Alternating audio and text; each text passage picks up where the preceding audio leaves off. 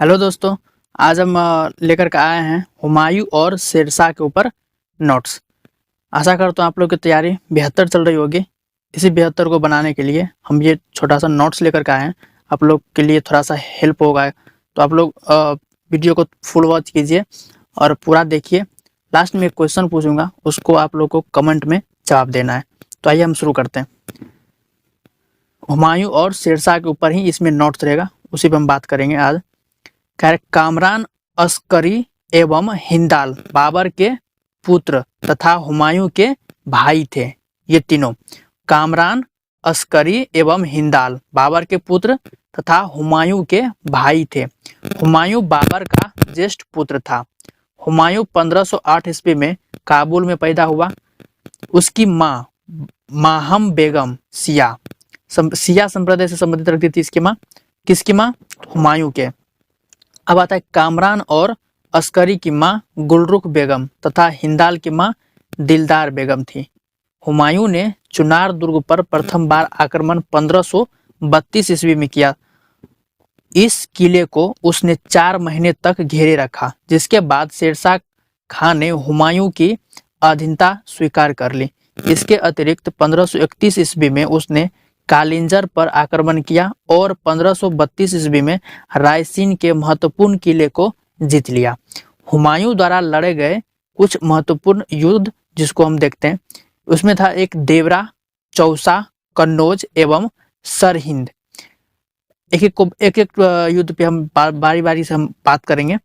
1532 ईस्वी में उसने गोमती के तट पर स्थित दौरा अथवा देवरा नामक स्थान पर अफगान विद्रोहियों को परास्त किया। 26 जून 1539 ईस्वी को चौसा के युद्ध में हुमायूं और शेरशाह से पराजित होना पड़ा।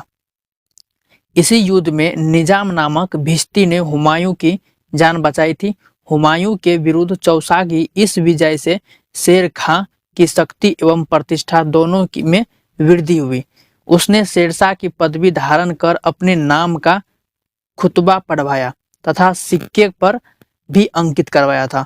17 मई 1540 को कन्नौज का बिलग्राम के युद्ध में भी हुमायूं को शेरशाह से पराजित होना पड़ा और विवश होकर एक निर्वासित की भांति इधर उधर भटकना पड़ा। 22 जून 1555 को सरहिंद युद्ध की विजय ने हुमायूं को एक बार पुनः उसका खोया राज्य वापस दिला दिया। फरीद, जो बाद में शेरशाह सूरी बना, उसने अपनी शिक्षा जौनपुर से प्राप्त की थी।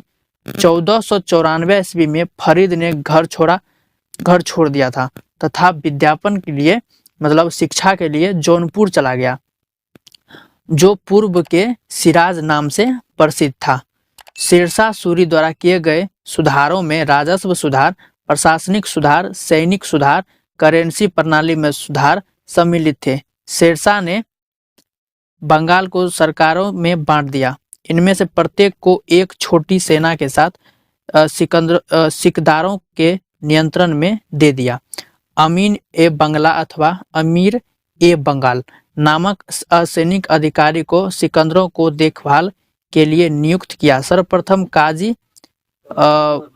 फजीलात नामक व्यक्ति को शेरशाह ने पुराने घिसे पीटे सिक्कों के स्थान पर शुद्ध सोने, चांदी एवं तांबे के सिक्कों का प्रचलन किया। उसने शुद्ध चांदी का रुपया 180 ग्रेन तथा तांबे का दाम 380 ग्रेन चलाया।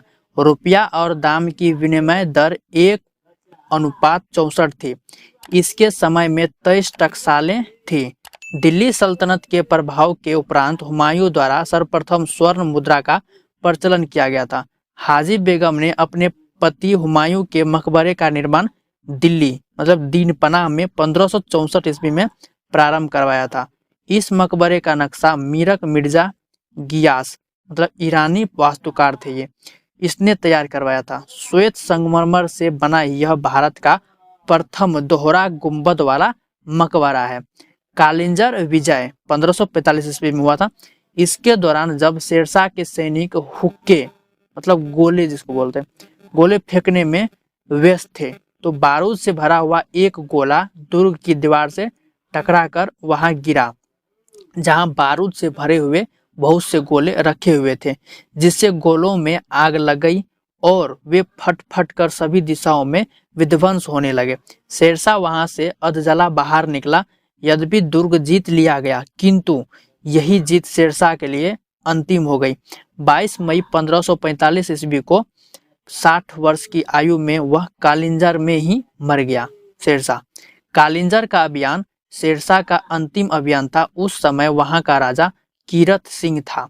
शेरशाह सूरी मारवाड़ के युद्ध में राजपूतों के शौर्य पराक्रम से प्रभावित होकर उसने कहा था, एक लाइन कहा था, वो लाइन मैं आप लोग को सुनाता हूँ। मात्र एक मुट्ठी बाजरे के चक्कर में मैंने अपना साम्राज्य खो दिया होता। ये शेरशाह ने कहा था मारवाड़ के युद्ध के, उसमें मारवाड़ जो भाग लिया था उसके युद्ध में, और उस शौर्य पराक्रम जो दिखाया था उस पे बोला था ये।